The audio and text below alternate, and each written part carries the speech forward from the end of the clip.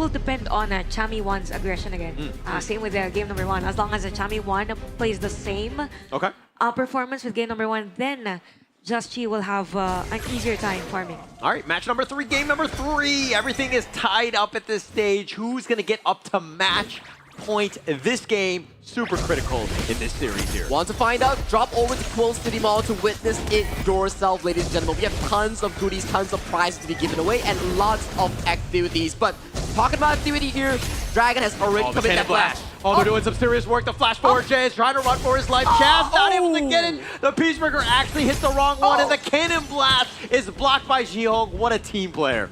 Yeah, if you are, you definitely have to think Jihong at that time, but it's just them protecting each other. As much as possible, you don't want any casualty before a minute of a game. But we really like the aggression coming in from both teams and the presence of mind that as much as possible you need to be as secure as early as the game progresses. Yeah, I've been very close on that one. Chaz, again, this is why he started in that mid lane. Potential pickoff. Starting, again, if you got that first blood, that would have been a huge momentum shift. That could even open up the jungle here for the invasion coming in from Just Chi. But fortunately for the side of HBSE, the power of friendship comes into play with Zihong blocking that final cannon blast from the hands of the Mortis that we're talking about. But let's take a look at the draft, right, whereby I think HBSE, they have so much more mobility that we're talking about, whereby they can really go for these plays. Oh, nice little burst ram. The Cannon Blast, though, not on point, but Musan King doing some work, and Dragon's going to give up first blood. HBSE finds a pickoff, they get another one, and they want Chaz as well, and they're going to take 3 down. 3 quick kills in succession here coming in for the HBSC. The moment Musan King teleported down, Guiyu came into play simultaneously, getting back-to-back kills. Yeah, and I think at that moment, the HBSC was just like predicting that the players of Blacklist International will be there. So it's them downloading the game of Blacklist. Even Guiyu was prepared just in case Chami 1 will be part of the team by 3-0. And that's a 2-minute game, a 1.4k goal lead for HBSE. And this isn't looking good because for Blacklist, we all know that they need to, as much as possible, win the early game, but it depends as to how Golden Kite will play fair in this lane. That was actually a pretty cool flash prediction coming in for Sada Zihong. Although there was no real follow-up coming in from HBSC, but that's still pretty cool stuff. Yeah, I mean, he attempted for it, but, I mean, going back to those 3 kills really set up by Musan King. There's a reason why he's so one of the best junglers on the global Honor of Kings scene, because he just makes plays like that on the Luna.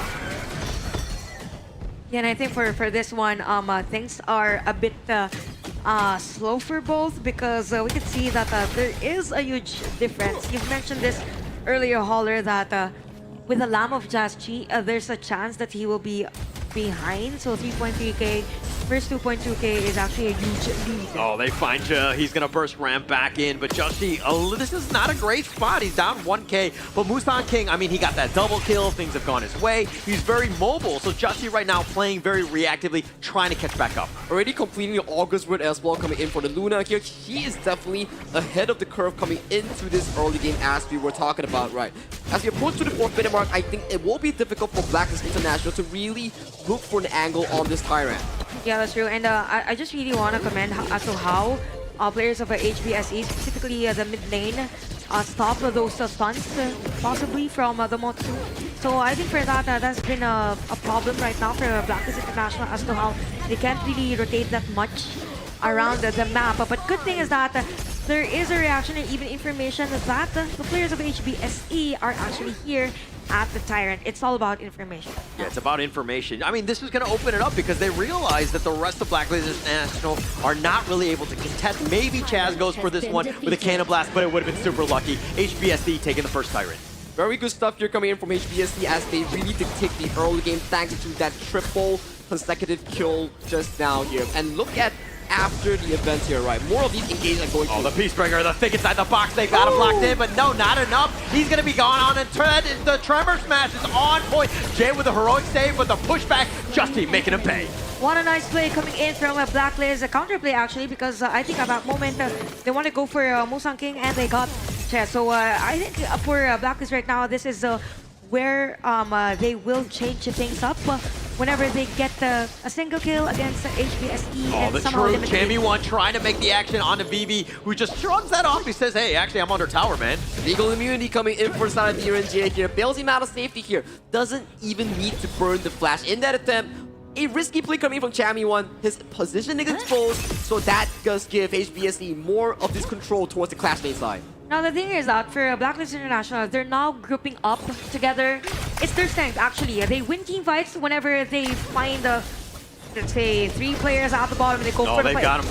Zihong is gonna get a little bit low. He's gonna be picked off. Dragon making him pay. Jay wants the return onto Dragon, gets him in return. So, but Chammy one under the tower, going all in. Vivi makes him pay for going onto the tower. It's still in favor of HBSE. You're losing your supportive mid lane and role for the exchange of a mid and clash coming from Blacklist International. While this was happening, jungle domination coming in for the side of Musang King. Further goal going into the hands of this Luna. Yeah, speaking of Musang King, he's already at level 11 for this one. He almost level 12 and he just reached level 11, so there's a huge gap already for this one. We have to commend the combo of this one, both the Guan Yu and even the Luna. So, Oh, the ooh, pushback okay. under the tower. Guyu is gonna Not take enough. the tower shots, but now Musang King is there, and Justin's like, actually, we cannot really fight this one. Yeah, definitely. It's gonna be hard for them. Now for Blacklist International, the thing is that they need to have trades against the HBSE. But so far, HBSE is just all over the place on their camps. We see Musang King trying to take this Overlord alone.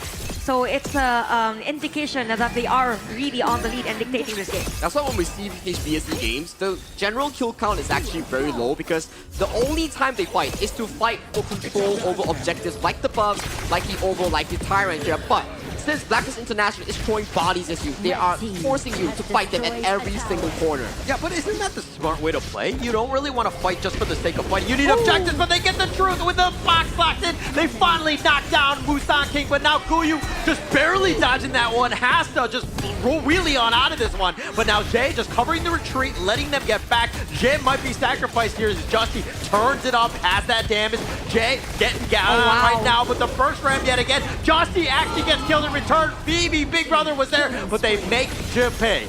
Majority of the players of Blacklist International stepping up. Gets They all started oh, with a second Zihong is play. here. He's going to use his passive, and I think that was a misclick, maybe. But if anything, he gets picked off. He does trade away, though.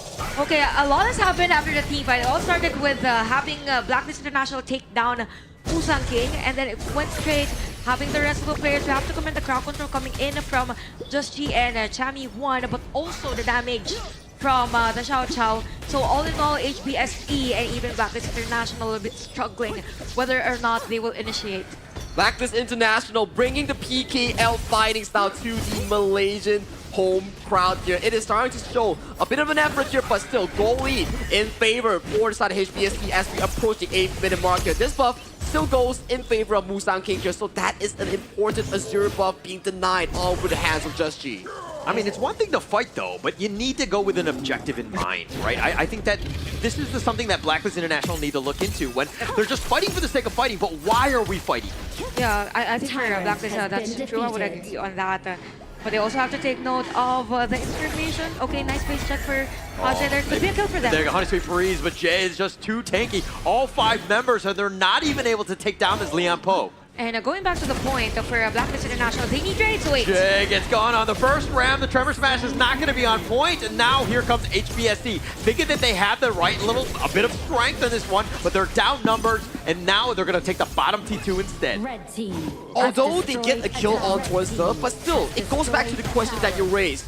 You are getting kills, but at what expense? Expense of your jungle, expense at your towers here, and this is just a slow bleed in favor of HBSE as we are looking at an even larger goal lead for the Malaysian fan favorites. Yeah, I would agree with the term slow bleed. Definitely that's what's happening for Blacklist International because right after, or if ever, there will be no available towers now for them, it will be hard for them to go for a team fight or actually go for the counter goal. That's a perfect term for it. Because if we look at things right now, we have 9.3k gold for Musang King versus 6.8k on the Lamb. So that alone says a lot about how HBSE kind of stopped the pattern of Blacklist International early game. Yeah, so Blacklist International should not be fighting. Yes, their jungle is going to be looted and pillaged. Yep. That's going to suck, right? But you need to split push. You need to find ways. Again, we saw it in the first series where ZonQ was in the enemy jungle just farming whatever he could find, right? They need to play like that. They cannot just like let the waves just clear in or trickle in, excuse me. They also need to give more time to Golden Kite on that channel to reach those 4 or 5 item power spikes right now. We are talking about a channel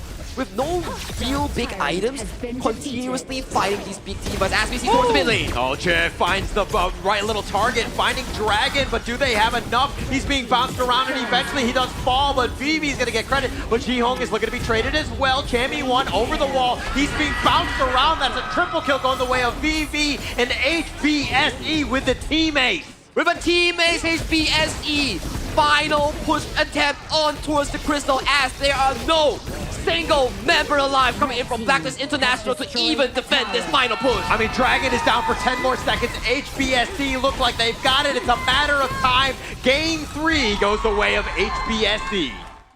What a performance by HBSE on that game at number 3. We saw a lot of potential from Blacklist International.